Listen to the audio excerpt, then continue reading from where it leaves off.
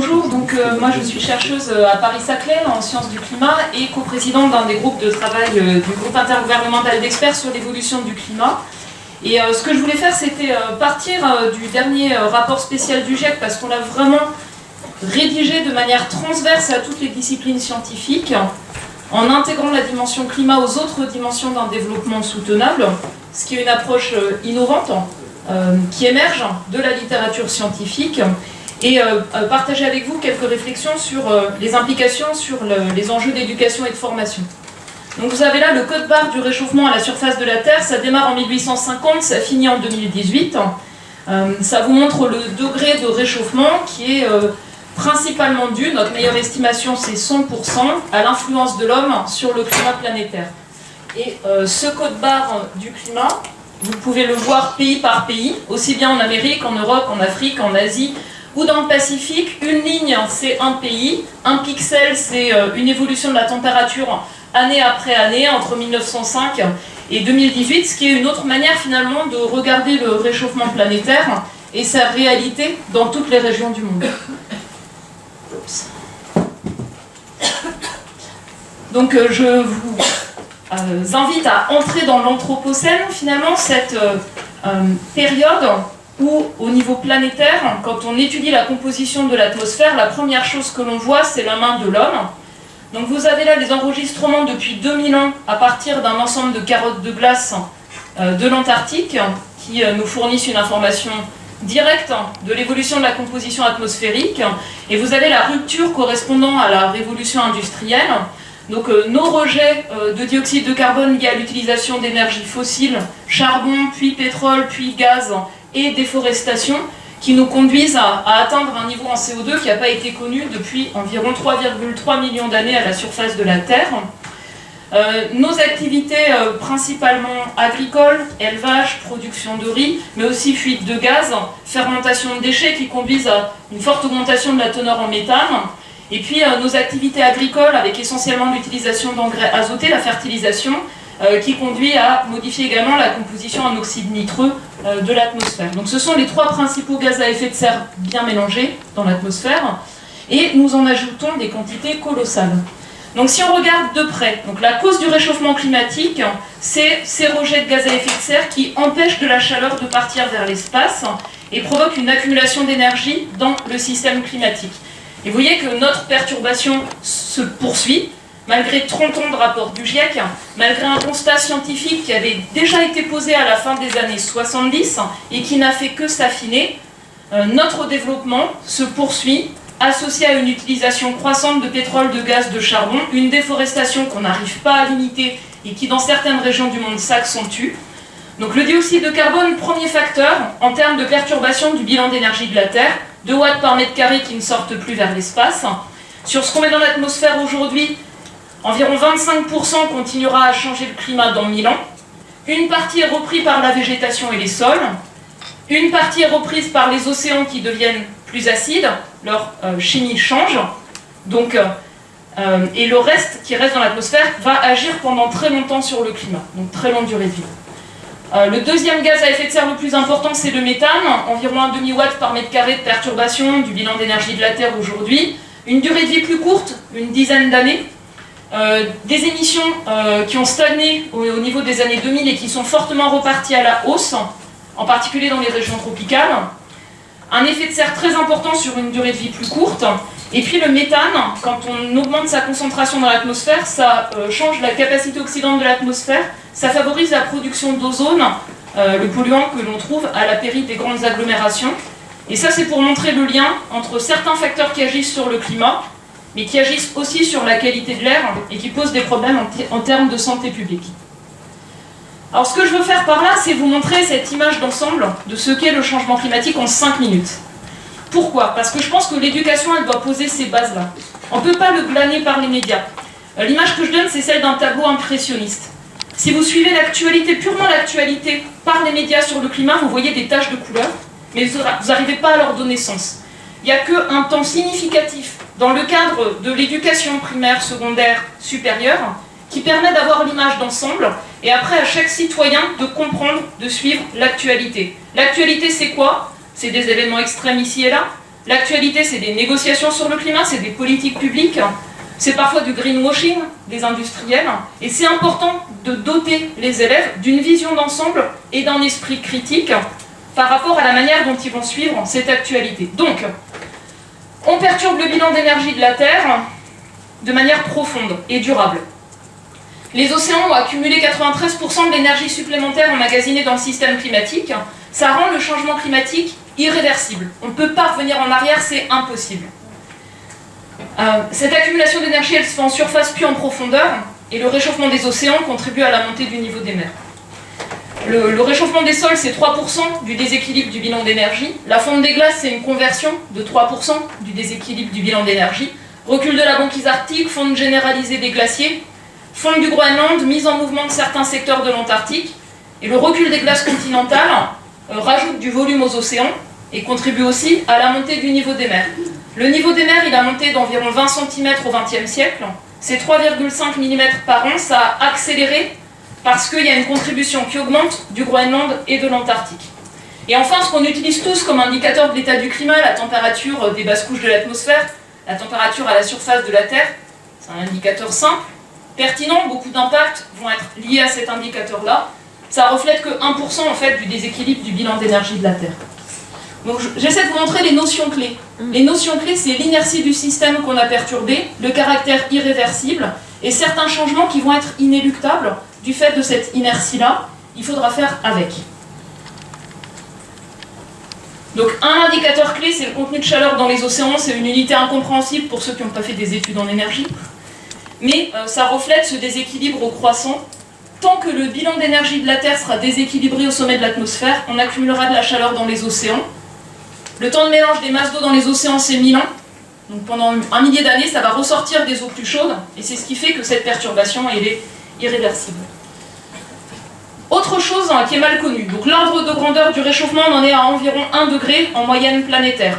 C'est plus sur les continents qu'au-dessus des océans. En France, 1,4 degré. Et c'est très fort autour de l'Arctique, 2 à 3 fois plus fort. Donc il y a des disparités régionales.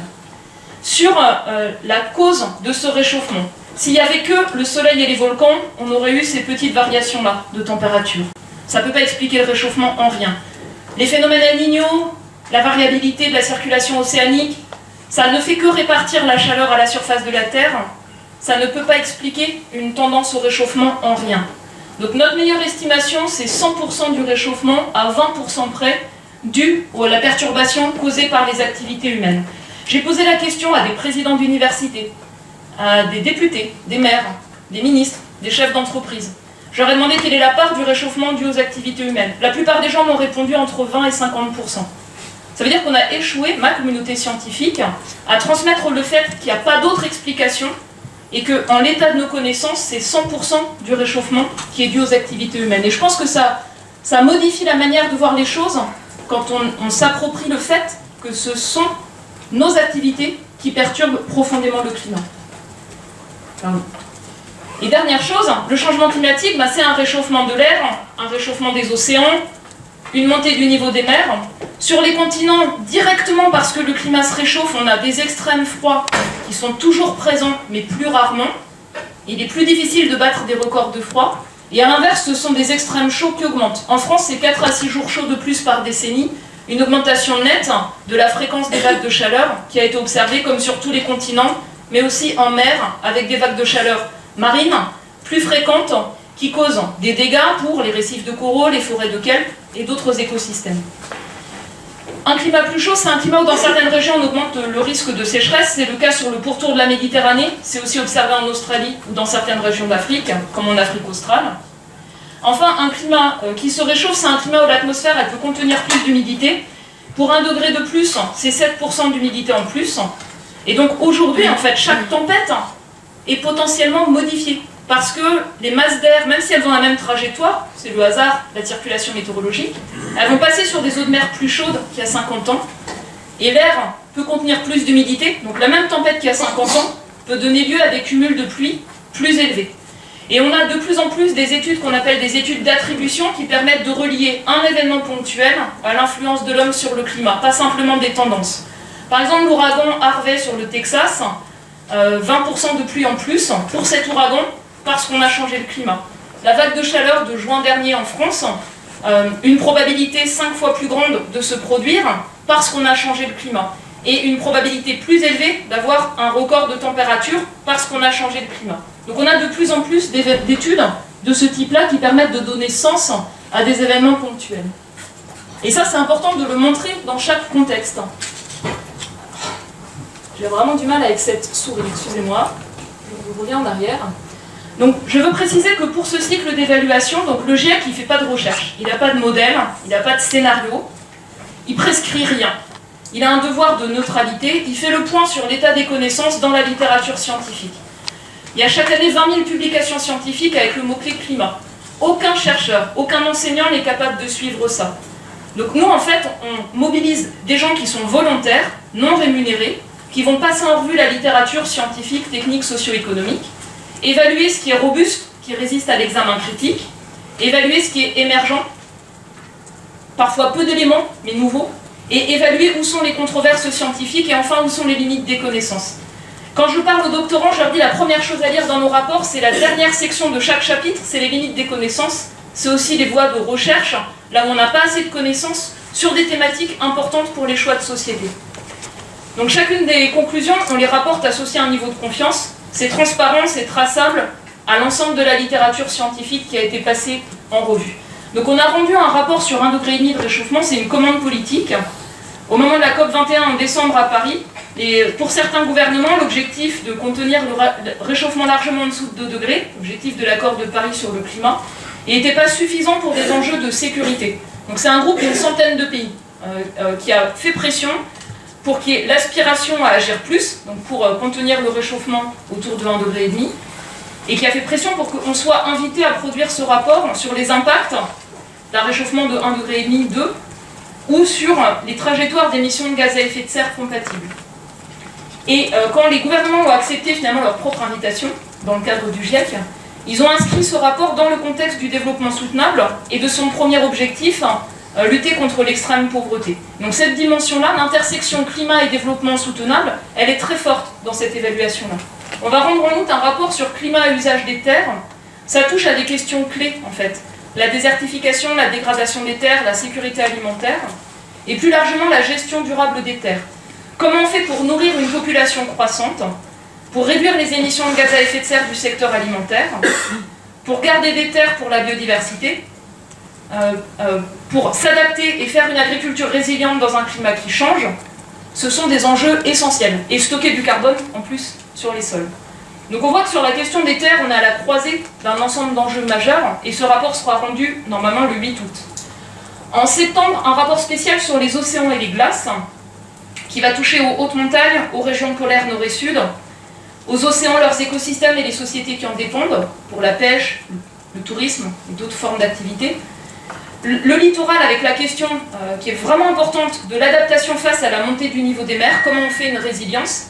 Et enfin le risque de rupture d'événements abrupts ou d'événements extrêmes liés à ces milieux. Donc là, ce n'est pas les émissions de gaz à effet de serre qu'on regarde, c'est comment nous on interagit avec ces milieux naturels via les écosystèmes et comment on renforce la résilience. Et pourquoi les océans et la cryosphère? C'est parce qu'en fait, quoi qu'on fasse, ils vont continuer à changer. Les glaciers ne sont pas à l'équilibre avec le climat d'aujourd'hui. Ils vont continuer à se réduire. Le niveau des mers va continuer à monter. Les océans, leur chimie va continuer à changer en absorbant du CO2. De la même manière, dans les régions polaires, il y a des changements qui vont être inéluctables. Il faudra faire avec. Les évolutions à court terme, elles sont prévisibles. À plus long terme, elles vont dépendre des rejets de gaz à effet de serre. Et donc, il y a cet enjeu-là qui est vraiment important. Et puis après, on a nos rapports complets. Pourquoi j'insiste sur ces rapports-là? Parce qu'il y a un travail énorme de la communauté scientifique pour faire un état des lieux des connaissances. Et on voudrait que ce soit utilisé pour l'enseignement de manière plus systématique. En France, on sort 800 000 élèves de l'enseignement secondaire. Aujourd'hui, ils n'ont pas les bases. Ils ne savent pas qu'est-ce que c'est le réchauffement, qu'est-ce que c'est les enjeux en France, qu'est-ce que c'est les risques pour la France. 2 tiers des Français vivent dans des zones à risque liées aux aléas climatiques. Ils ne savent pas ce que c'est les émissions de gaz à effet de serre d'un Français, 11 tonnes de CO2, tout gaz équivalent par an, si on prend en compte notre style de vie, c'est-à-dire nos importations, nos exportations et ce qu'on fait sur place. Ils ne le savent pas. Ils ne savent pas quel est le secteur qui joue le plus. Parfois, ils pensent que c'est leur alimentation. Ben non, en France comme ailleurs, c'est l'énergie, le chauffage, d'abord les transports, ensuite le chauffage, et après le reste. Donc des choses comme ça, en fait, essentielles, elles ne sont pas apprises. Et si on n'a pas ce diagnostic-là, on ne sait pas où sont les leviers d'action, on ne sait pas sur quoi on peut agir, on ne sait pas ce que c'est l'adaptation, ça reste un terme vague, on n'a pas de culture du risque, et on ne sait pas où agir pour que ce soit efficace. Donc il y a des enjeux qui sont hyper importants de construire des connaissances graduellement, depuis l'école primaire jusqu'à la fin du lycée, professionnel ou général, et enfin, pour le secondaire, adapté à chaque secteur, à chaque domaine de spécialité. Je recommence. Donc le rapport spécial sur 1,5 degré, c'est des auteurs à moitié pays du Nord, pays du Sud, des contributeurs, 6000 publications passées à l'analyse critique, plus de 1000 relecteurs et 42 000 commentaires. Et en fait, la démarche au sein du GIEC, c'est une démarche de relecture critique par les pairs qu'on pousse un peu à un summum. Le chapitre sur les impacts, c'est 8000 commentaires de relecture dans sa dernière version. Il n'y a pas beaucoup de documents scientifiques qui sont autant relus.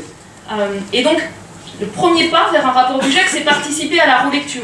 C'est quelque chose de chouette parce que ça permet de contribuer à avoir une évaluation exhaustive, rigoureuse, objective, complète, en apportant pour chacun des chercheurs, enseignants-chercheurs, doctorants, leurs compétences. Et chacun a des compétences sur ces enjeux-là. Décidément. Donc, ce rapport, il nous montre d'abord la réalité de ce changement climatique avec des effets déjà visibles du degré de réchauffement sur tous les continents, dans les océans, pour tous les secteurs d'activité et pour les écosystèmes. D'ailleurs, l'IPBES montre que le changement climatique est le 4e facteur aujourd'hui qui affecte les écosystèmes, leurs services et la biodiversité, et que ça monte, et que ça montera à mesure du réchauffement. Donc, il se produit au rythme de 0,2 degrés de plus tous les 10 ans, donc une simple extrapolation, c'est pas de la science de haut niveau, c'est une simple extrapolation. On rentrera dans un monde 1,5 degré plus chaud entre en gros 2030 et 2050. Moi, c'est quand mes enfants auront mon âge, ça va venir très vite. Donc, cette analyse-là, elle est intéressante parce qu'elle montre vers quoi on va demain. Si on émet plus de gaz à effet de serre année après année, ce sera plus tôt. Dans ce cas-là, on va atteindre 1,5 degré, dépasser, atteindre 2 degrés dans la moitié de ce siècle, et puis il y aura une accélération du réchauffement et de ses conséquences. Par contre, si on limite fortement les rejets de gaz à effet de serre, très fortement, on peut stabiliser le réchauffement à horizon 2050 et au-delà. Donc ce qu'on montre, c'est que si on arrêtait tout, le climat il continuerait un peu à s'ajuster, parce qu'il y a un effet réchauffant des gaz à effet de serre, mais il y a aussi un effet refroidissant des particules de pollution, qui ont une durée de vie très courte dans l'atmosphère, qui ont un effet parasol. Et donc si on arrêtait tout, il y aura encore un peu de réchauffement, mais les émissions passées ne conduiront pas à atteindre et dépasser 1,5 degré. Ça va dépendre des émissions à venir et de l'inertie de nos systèmes, de nos infrastructures. Donc ça c'est la même chose que tout à l'heure, le réchauffement à la surface de la Terre, la part due aux activités humaines, et après c'est des futurs possibles. Donc ça c'est si on agit extrêmement volontairement pour réduire les émissions mondiales de gaz à effet de serre, et vous voyez que dans tous les cas, le réchauffement il se poursuit à peu près au rythme actuel sur les prochaines décennies. Donc c'est pour ça qu'il faut créer une culture du risque. C'est pour savoir que de toute façon le climat inéluctablement va changer, il faudra faire avec, tirer parti des petites opportunités ici et là, et agir pour limiter les conséquences des aléas et des risques climatiques partout. Donc ça c'est si les émissions mondiales de CO2 diminuent fortement et sont net zéro dans le monde à horizon 2055. Ça c'est si c'était 2040, vous voyez un pic un peu plus bas. Et ça c'est si on n'agissait pas sur les autres composés que le CO2 après 2030, vous voyez que le pic est un peu plus haut. Donc le message essentiel, et le message le plus important, c'est pour contenir l'évolution future du climat, comme il y a un effet cumulatif des émissions de dioxyde de carbone, ce qui compte c'est l'air en dessous de cette courbe. Donc depuis que je suis née, les émissions mondiales de CO2 sont passées de 15 milliards de tonnes à 40 milliards de tonnes par an. Si on veut que le cumul des émissions se stabilise, il faut que les émissions diminuent fortement et deviennent net zéro le plus vite possible. C'est vraiment ça l'enjeu d'une stabilisation de l'évolution future du climat. Plus on tarde à agir, entre la courbe bleue et la courbe grise, plus le cumul augmente et inéluctablement, plus le pic de température sera élevé. Et après, il faut réduire l'effet net sur le climat des autres composés. Donc les autres composés, c'est par exemple les rejets de méthane, d'oxyde nitreux, le bilan des particules qui réchauffent et qui refroidissent. Et ça, l'enjeu, c'est vraiment de diminuer l'effet net sur le climat le plus tôt possible également. Alors qu'est-ce que c'est un monde 1,5 degré ou 2 degrés plus chaud? La plupart des gens n'ont aucune notion. 1,5 degré, ça semble anecdotique par rapport aux variations d'un jour à l'autre, entre la nuit et le jour. La seule analogie basique que j'ai trouvée, c'est celle du corps d'un petit enfant. Si la température elle passe de 37,5 à 38, ça se sent, et chaque demi-degré de plus fait une différence. Mais en réalité, c'est assez similaire avec ce qu'on a à la surface de la Terre. Donc, ça, c'est toutes les projections climatiques d'un réchauffement d'un demi-degré de plus qu'aujourd'hui ou deux. Donc, avec des conséquences qui s'amplifient à mesure du niveau de réchauffement planétaire pour la température moyenne partout, particulièrement fort autour de l'Arctique, et des changements très contrastés de la pluviométrie. Donc, dans les régions froides, c'est plus doux, plus humide. Dans les régions de climat méditerranéen, c'est plus chaud, plus sec, en moyenne annuelle. Et ça cache des contrastes, parce que c'est à la fois une augmentation de l'aléa pluie torrentielle et une augmentation de l'aléa sécheresse, avec une baisse en moyenne de la pluviométrie. Donc ça, c'est uniquement la partie aléa, mais les risques climatiques, c'est la manière dont ça interagit avec les vulnérabilités et l'exposition à ces aléas. C'est très contrasté selon les régions. Donc on identifie, nous, des points chauds. C'est-à-dire des endroits où le signal climatique il va créer des risques particulièrement forts.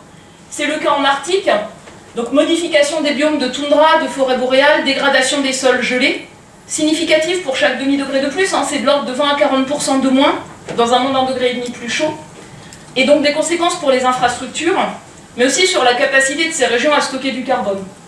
La glace de mer Arctique, c'est une forte diminution, à 1,5 degré, il en resterait la plupart du temps, une année sur 100, avec plus du tout de banquise. À 2 degrés de plus, c'est une année sur 10, avec plus du tout de banquise à la fin de l'été. Donc très contrasté. De la perte d'habitat pour les espèces locales, des opportunités pour les pêcheries arctiques, parce que les espèces tempérées se déplacent vers le nord.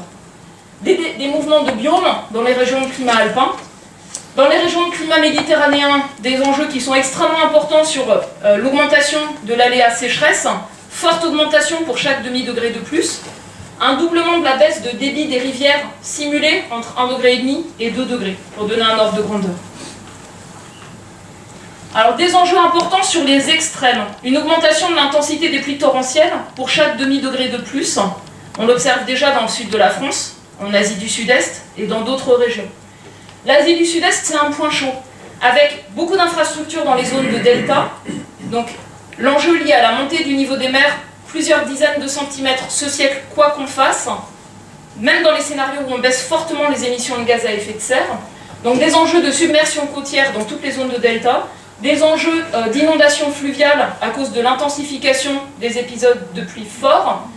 Les projections pour cette région, c'est entre 1,5 degré et 2 degrés, une baisse des rendements agricoles d'environ 1 tiers par personne, s'il n'y a pas des efforts massifs d'adaptation des types de cultures. Des changements encore plus nets pour le nombre de jours très chauds, la température des jours les plus chauds ou la température des nuits les plus froides. Dans les régions tropicales, l'augmentation des jours très chauds, ça va entraîner un ensemble de conséquences. Des risques de perte de rendement pour le blé, le maïs, le riz, le sorgho, s'il n'y a pas un effort majeur d'adaptation. Les régions les plus impactées seraient l'Asie du Sud-Est, l'Afrique subsaharienne, l'Amérique du Sud. Des enjeux majeurs de dégradation d'écosystèmes marins. 70 à 90% des récifs de coraux tropicaux risquent d'être sévèrement dégradés à 1,5 degré, quasiment tous à 2 degrés. Des déplacements d'espèces marines avec une projection d'un doublement de la baisse du tonnage des pêcheries, en particulier tropicales, entre 1,5 degré et 2 degrés. Une augmentation du stress thermique pour le bétail dans les régions tropicales, donc des risques de baisse de rendement. Des conséquences également pour les rendements agricoles, j'en ai déjà parlé. Par rapport à l'effet des vagues de chaleur, on est plutôt sur 3 degrés sur le pic des canicules, pour 1,5 degré en moyenne à la surface de la Terre. Il y a des enjeux, y compris sanitaires, pour le bien-être en ville, en particulier dans les conditions très chaudes et très humides, qui posent des enjeux en termes de physiologie humaine. Pour les nuits très froides, moins de demande de chauffage, côté positif. Côté plus complexe, des déplacements vers le nord de ce qu'on peut appeler les bioagresseurs, champignons, insectes, bactéries, dont l'extension est limitée par les températures des nuits les plus froides, avec des enjeux indirects et complexes sur les écosystèmes qui sont très difficiles à anticiper. Et donc, notre évaluation, c'est que par rapport aux risques climatiques, on a tout intérêt à contenir le réchauffement au niveau le plus bas possible. Donc, c'est des événements extrêmes moins intensifiés, une montée du niveau des mers pour laquelle on gagnerait une dizaine de centimètres, un peu plus de marge de manœuvre pour l'adaptation sur le littoral, et un risque moins élevé de perte de biodiversité et de dégradation d'écosystèmes. On a une seule méta-étude de 100 000 espèces d'insectes, de plantes et de vertébrés qui montre que le risque de perte d'habitat doublerait sur les continents entre 1,5 degré et 2 degrés. Donc des enjeux importants et à l'intersection avec différents objectifs du développement durable.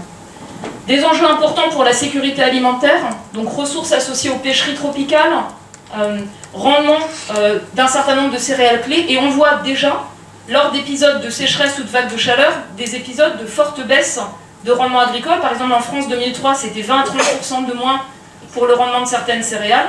Juin 2016, avec une succession d'hivers doux, de printemps pluvieux, c'était aussi des baisses importantes de rendement, et ce type de situation est amené à se répéter dans un climat qui se réchauffe.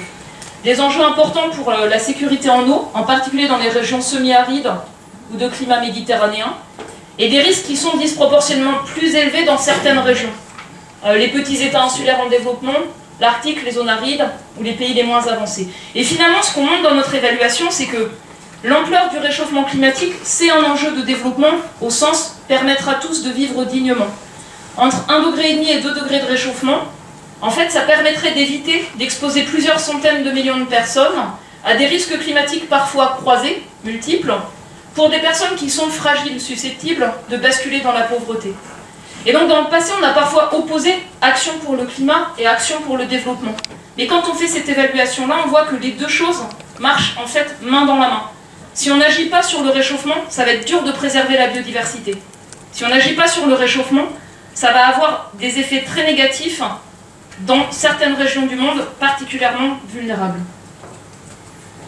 On montre également qu'il y a toute une large gamme d'options d'adaptation qui permet d'agir. Les systèmes d'alerte et aussi des changements structurels planifiés pour le littoral, pour modifier les pratiques agricoles pour qu'elles soient résilientes, pour adapter les villes, pour améliorer le confort, faire en sorte d'avoir des éponges pour l'eau, utiliser les solutions basées sur la nature. Donc on montre en fait qu'il y a une large gamme d'options d'adaptation.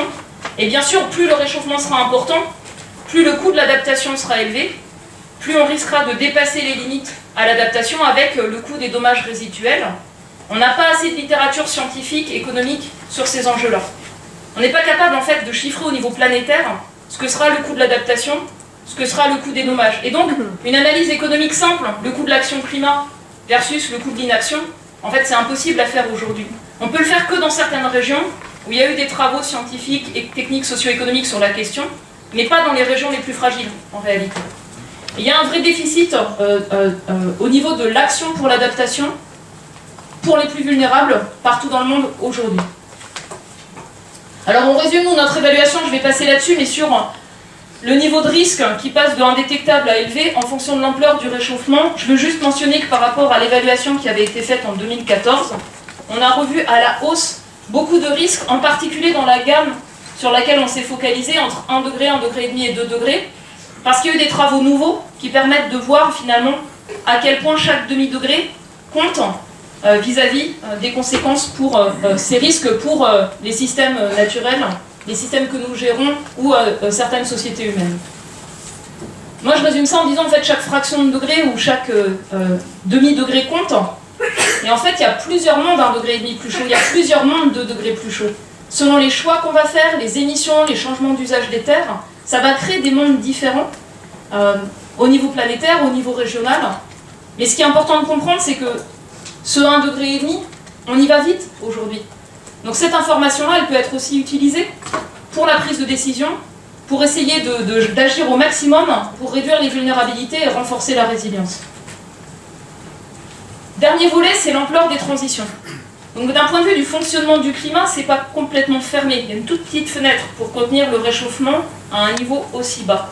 Mais ça demanderait des transformations et des rythmes de baisse d'émissions sans précédent historique au niveau planétaire. Baisser d'un facteur 2 les émissions mondiales de CO2 d'ici à 2030 et aller vers le net zéro à horizon 2050. C'est ça l'enjeu en fait.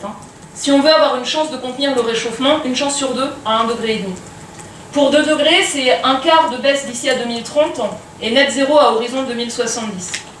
Donc quand vous entendez hier Donald Trump faire un discours sur l'environnement, où en fait il explique que le climat n'est pas un problème, il y a une responsabilité qui est très lourde par rapport aux enjeux et aux fenêtres d'action qui existent aujourd'hui, de retarder ces transformations et ces transitions. D'autant plus que quand on agit sur les suites carbone, le méthane, les composés qui agissent à la fois sur le climat mais aussi sur la qualité de l'air. Réduire ces émissions-là, elles présentent des bénéfices directs et immédiats pour la santé publique, en particulier à la périphérie des grandes villes et dans les grandes villes, pour lesquelles il y a des enjeux liés à la combustion des énergies fossiles, au transport, qui dégradent très fortement la qualité de l'air. Alors qu'est-ce que ça veut dire en fait des changements à une échelle sans précédent? Ça veut dire des transitions. Transition, c'est des systèmes qui sont transformés pour être résilients dans un climat qui change, et des systèmes qui sont transformés pour baisser profondément, durablement, les émissions et aller vers la neutralité. Donc transformation des systèmes énergétiques, décarboner la production d'électricité, électrifier les usages finaux de l'énergie, électrifier les transports, transformer l'usage des terres, préserver les écosystèmes qui sont des puits de carbone partout, transformer les pratiques agricoles pour stocker du carbone dans les sols, transformer les villes, en particulier pour avoir des systèmes vertueux qui réduisent la pression sur les ressources, qui augmentent l'efficacité énergétique, qui sortent de la dépendance à la voiture individuelle, transformer l'industrie avec tout ce qui porte sur les matériaux biosourcés, l'économie circulaire, et mettre en place des infrastructures au service de ces transitions. Pourquoi j'insiste sur la côté système? Parce qu'on a besoin de former les étudiants à ça. On a besoin de les former à avoir à la fois une approche systémique, où on n'a pas les choses en silo, l'adaptation d'un côté, l'atténuation de l'autre, mais on l'aborde de manière croisée. On a besoin qu'ils sachent voir ce qui est possible aujourd'hui, compétitif, faisable d'un point de vue économique, mais aussi les barrières à soulever pour que d'autres solutions soient disponibles demain. Et notre évaluation, on l'a faite avec 6 dimensions de faisabilité. Alors il y a des dimensions géophysiques, environnementales, économiques, technologiques, mais il y a aussi des dimensions en termes d'implémentation réglementaire, institutionnelle, et il y a une dimension qui est fondamentale, c'est la dimension socio-culturelle. C'est comment on met en place une culture du changement, une culture de la transformation, de sorte à avoir des transformations soutenues dans le temps long et pas ponctuellement une seule action.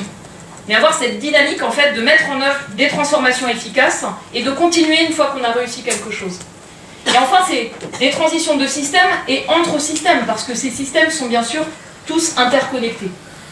Donc on montre qu'en fait c'est possible de démarrer fort, il y a déjà une large palette de technologies, donc il y a des solutions qui existent aujourd'hui qui sont compétitives, il y a des ruptures à faire du côté des transports et dans le secteur du bâtiment, en particulier parce qu'on va loger dans des villes dans le monde 2 milliards de personnes en plus. Si les villes on les construit comme aujourd'hui avec de l'acier et du ciment, ça va être difficile, donc il y a des enjeux à transformer la manière de construire les villes partout. Il y a des enjeux pour contenir le réchauffement à un niveau très bas de changement de comportement, parce que changer l'offre, ça ne suffira pas.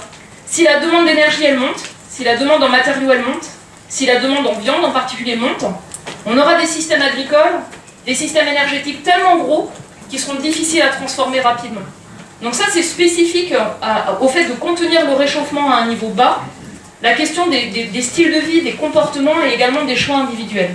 Et là aussi il y a des outils à donner aux élèves. Sur les réseaux sociaux, on trouve tout et n'importe quoi. On trouve des informations des États-Unis qui vont être traduites en français complètement fausses par rapport à ce qui émet des gaz à effet de serre au niveau de la vie personnelle. Donc il y a besoin d'avoir des ressources fiables, y compris pour les gestes qu'on peut faire à l'échelle individuelle.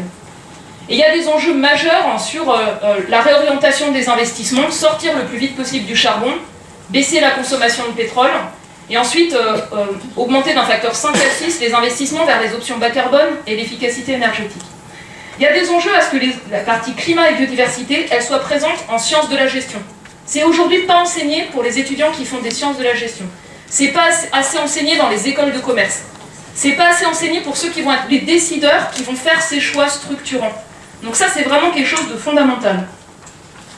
Alors voilà le type de trajectoires d'émissions qui sont dans la littérature scientifique, socio-économique. Chaque trajectoire, en fait, c'est des choix différents. C'est des choix différents dans chaque région du monde, c'est des modes de développement différents, c'est des options différentes. Et certaines de ces trajectoires, elles présentent des bénéfices avec d'autres dimensions d'un développement soutenable. D'autres trajectoires, elles présentent des risques d'effets pervers, d'effets indésirables. Et donc la grille d'analyse qu'on a prise dans notre évaluation, c'est de prendre les objectifs du développement durable et à chaque fois de croiser les options d'action, en particulier pour baisser les émissions de gaz à effet de serre. Qu'est-ce qui permet d'avoir des co-bénéfices par rapport à la précarité énergétique? Ou à l'inverse, qu'est-ce qui présente des risques de peser de manière disproportionnelle sur ceux qui ont des mobilités contraintes, des dépenses de chauffage contraintes sans la capacité d'investissement?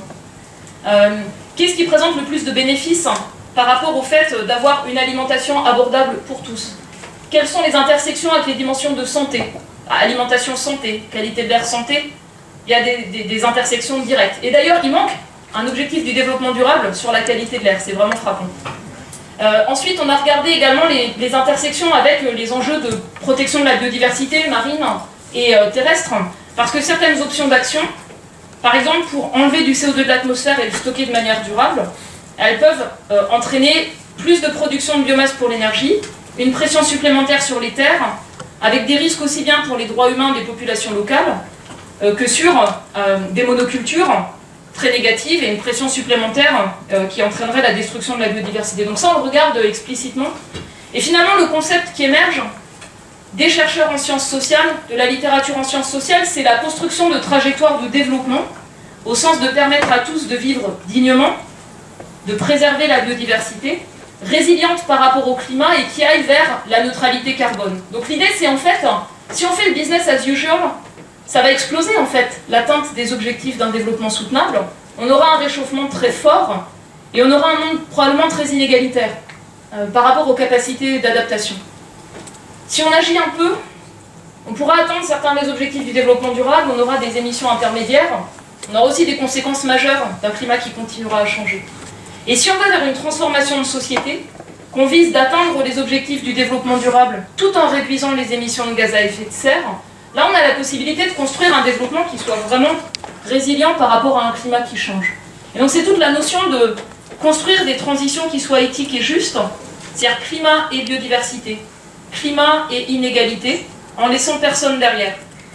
Donc on montre en fait qu'on peut le faire, que dans chaque communauté, chaque pays, chaque région, chaque entreprise, on peut en fait, en mettant une attention particulière à ceux qui sont les plus vulnérables, choisir des mesures pour s'adapter, pour réduire les émissions, en accompagnant, en ayant des actions de compensation pour ceux qui vont perdre à ces transformations.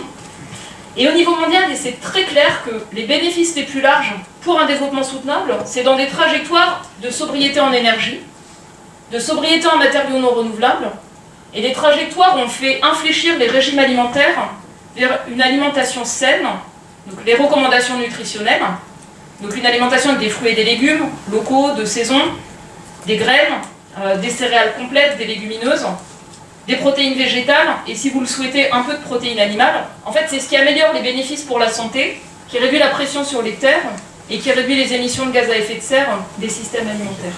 Et enfin, pour ça, il y a des enjeux de faisabilité. Donc la coopération à tous les niveaux, la coopération entre les universités et les villes, c'est fondamental pour la transformation des villes. Ça a été montré de manière systématique dans le monde. Quand les gens des universités font des projets de co-construction de connaissances avec leur communauté, c'est là où les changements ont lieu. Donc il y a des enjeux à avoir cette coopération aussi avec les petites villes, avec les régions rurales qui n'ont pas en fait sur place des centres universitaires. Il y a des enjeux de gouvernance avec un cap clair, il y a des enjeux d'innovation technologique, sociétale, frugale, au service de tous. Il y a la réorientation des financements, et enfin l'éducation et la formation qui est fondamentale. Et on montre dans notre rapport, sur la base de travaux en sciences sociales, que l'éducation c'est une condition nécessaire. C'est-à-dire si vous ne comprenez pas les enjeux, vous n'avez pas envie d'agir. Okay ? Parce qu'il faut surmonter les barrières au changement. Mais c'est pas suffisant. C'est pas suffisant. Il y a un tas de gens, ma communauté en est l'exemple frappant, qui ont ces connaissances mais qui ne changent pas leur pratique. Et donc, la deuxième volet, c'est apprendre à changer ensemble. C'est créer des communautés qui sont en action. Et le meilleur temps, c'est le temps de l'université. C'est le temps de la formation supérieure. C'est l'éducation par projet. Faire des universités, des campus, des terrains de jeu, des terrains d'expérimentation. Faire des diagnostics d'émissions de gaz à effet de serre, de vulnérabilité. Mobiliser les projets étudiants pour ça, les stages. Montrer ce qu'on arrive à surmonter. Apprendre les uns des autres, collectivement. S'envoyer un signal positif même quand on échoue. Parce que c'est un point important. Avancer ensemble, c'est la seule condition pour arriver à avoir les transformations profondes qui sont nécessaires. Et je pense que vous avez, en fait, des leviers d'action. Je termine juste en disant, en fait, chaque demi-degré compte, chaque année compte avec 40 milliards de tonnes de CO2 qu'on met dans l'atmosphère, et chaque choix compte. Il y a des choses qui sont essentielles. La volonté politique, la volonté citoyenne. Chacun a des leviers d'action. Donc il y a des grands récits à déconstruire. Le récit que le déni contre l'évidence. Le récit de l'indifférence et du fatalisme. On a des leviers d'action, on peut tous agir. Il y a aussi le récit que les gouvernements éclairés par la science prendront des décisions courageuses sur le temps long pour ces transformations-là. C'est pas comme ça que ça marche.